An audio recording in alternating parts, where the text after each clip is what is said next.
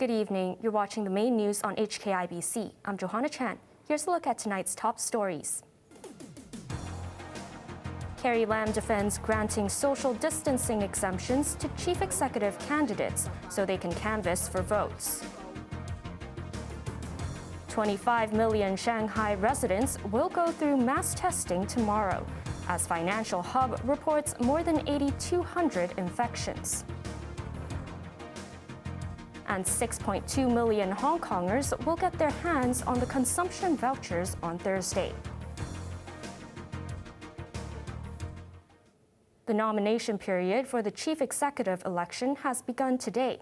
Candidates of the leadership race will be exempt from certain social distancing rules when canvassing for votes. And Carrie Lam insists there are good reasons behind the decision. After much fanfare and speculation, people hoping to land the city's top job can finally throw their hats into the ring. The nomination period for the chief executive election officially kicked off today, quashing rumors that the race would be pushed back due to COVID. While social distancing rules will only be rolled back on April 21st, exemptions will be granted to prospective candidates so they can conduct election-related activities. We would like to see the prospective candidates having this opportunity to seek sufficient nominations during the nomination period, and thereafter, for those who have been validated as a CE candidate, to participate in all sorts of electioneering activities. Lam insisted the exemption was made with the overall interests of Hong Kong in mind. From today to the 23rd of this month, potential candidates do not need to observe group gathering rules when meeting election committee members. When their eligibility is confirmed, the exemption will be extended to cover meetings between the candidates and the public. But the special permission only applies to indoor gatherings, suggesting large-scale outdoor rallies are still banned. So you could imagine if a prospective candidate has to reach maybe 5 or 6 or 7 EC members, they will be coming from different families. So it would not be possible for the prospective candidate to do that sort of appeal or in participation in gatherings to talk about his vision and so on. There will, however, be strings attached.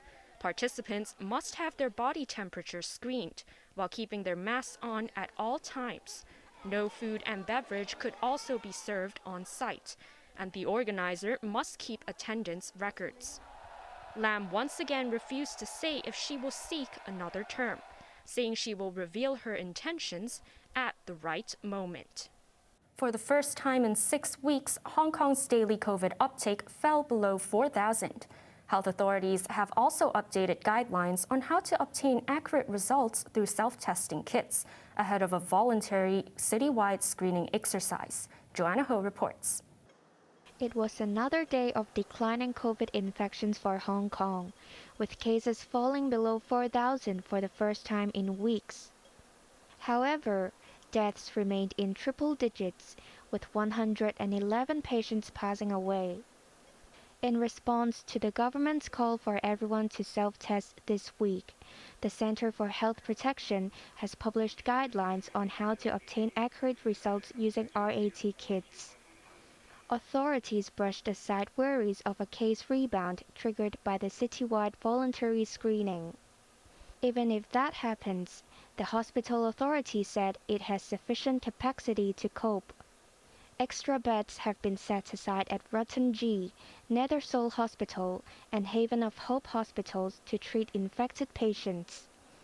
On a separate note, the hospital body hinted at relaxing restrictions so that husbands can once again accompany their wives during childbirth. Although the numbers have been down from decided from 5 digits to 4 digits, but in fact the number is still very high. We will regularly review the policy, and if the situation improved, we will adjust the criteria so that the husband can accompany the pregnant lady. the compassionate arrangement has been suspended since February. Johanna Ho, HKIBC. Police once again urged the public to abide by social distancing rules. In an operation this weekend, officers inspected Sha Tin Town Hall and Chick Tai Lane Garden in Tai Wai. 13 domestic helpers were fined for breaching the two-person gathering limit. Officers also issued fixed penalty tickets to 4 men and 2 women for not wearing a mask. The force stressed that they will continue issuing fines without warnings. Mainland netizens have expressed outrage over videos purporting to show young children being left alone at an isolation center in Shanghai, where a lockdown has entered a 7th day. 25 million residents of the financial hub have been asked to self-test today, followed by a round of nucleic acid screening tomorrow. Chloe Feng reports.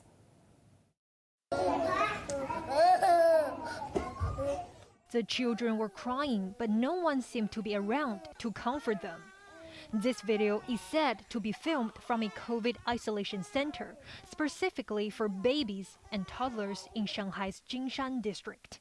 HKIBC cannot verify the video's authenticity, but it has already gone viral on social media, triggering another public outcry. A mother who contracted COVID expressed shock, fearing her 2-year-old daughter, who was taken away for isolation, could face the same plight.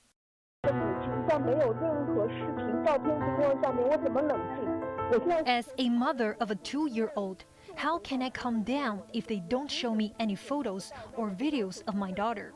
She asked. Another mother said her son was also taken away, and she only received an update 6 days later, her child looking exhausted in a photo. In response, the Shanghai Public Health Clinical Center said that the video circulating online was filmed from its pediatric ward when staff were transferring patients. The isolation center in question has yet to respond. Shanghai authorities today announced the city will conduct a mass testing tomorrow for 25 million residents, the largest of its kind. All positive cases will be sent to quarantine centers or hospitals, despite growing calls for home isolation. The city reported another 8,226 cases today, 95% of which asymptomatic. The previous epicenter of Jilin is also experiencing a flare-up, as the province added another 4,455 infections to its tally, although the majority were asymptomatic. Across the nation, there were 13,287 infections, including 51 imported cases. Authorities admitted Omicron has made it difficult to achieve zero COVID infections, but will not drop the target. Chloe Feng, HKIBC.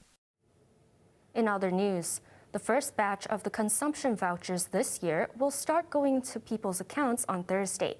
The chief executive rejected claims that the timing contradicted the government's schedule of rolling back COVID curbs later this month. Johanna Ho reports. More than 6.2 million Hongkongers will finally receive their long-awaited consumption vouchers this week. Depending on people's spending patterns and choice of payment platforms, the first installment of $5,000 could be deposited over 7 months.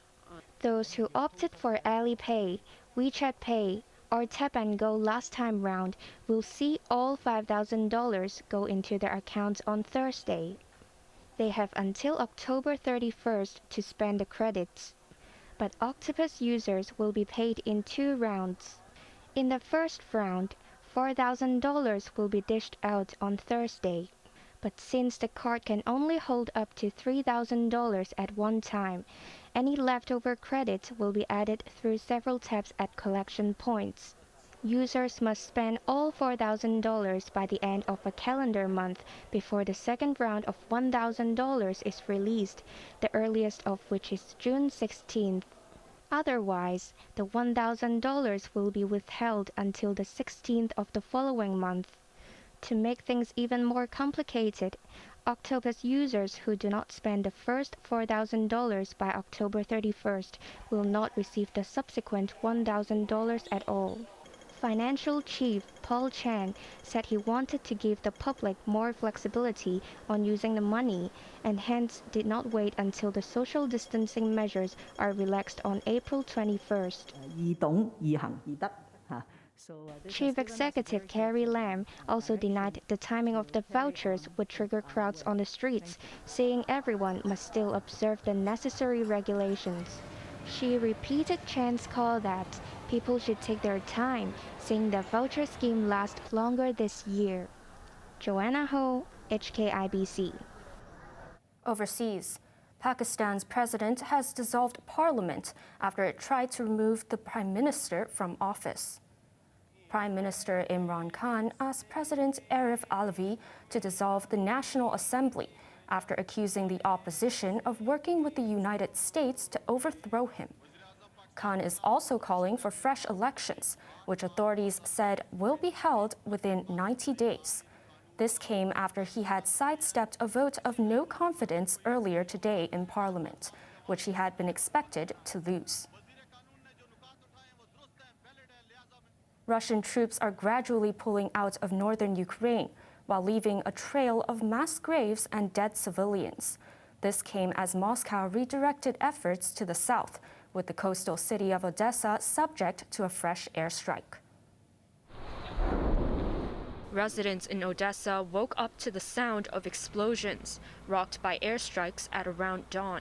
The coastal city near the Black Sea had been preparing for an attack for weeks, with Russian ships lining its coast. Ukrainian authorities said there are no known casualties, but critical infrastructure had been hit. Moscow confirmed it had struck an oil processing plant and 3 fuel depots, which supply fuel to Ukrainian forces. Russia has recently been targeting the south and east, a strategic switch which pulled troops from the north. Their withdrawal from the capital, Kyiv, gave the world a chance to see up close the actual carnage. The nearby town of Bucha was dead silent when Ukrainian troops arrived to find dead bodies scattered in the streets.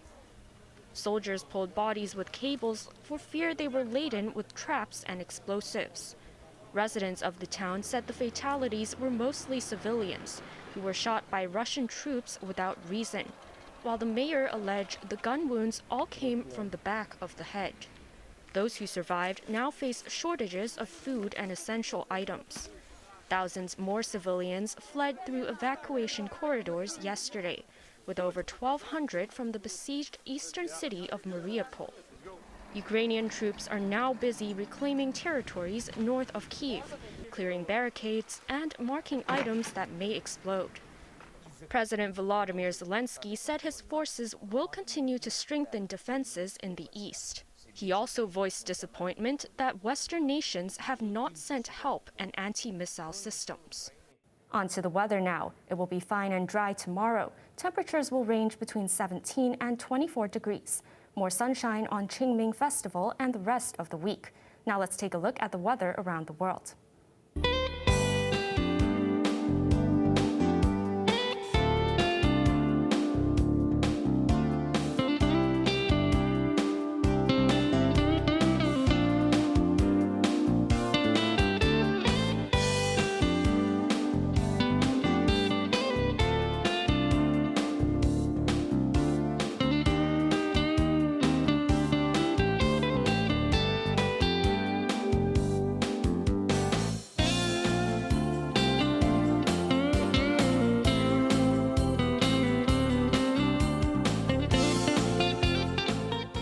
That's our main news for Sunday night. Join us for more news at 11:30. I'm Johanna Chan. Thanks for watching. Good night.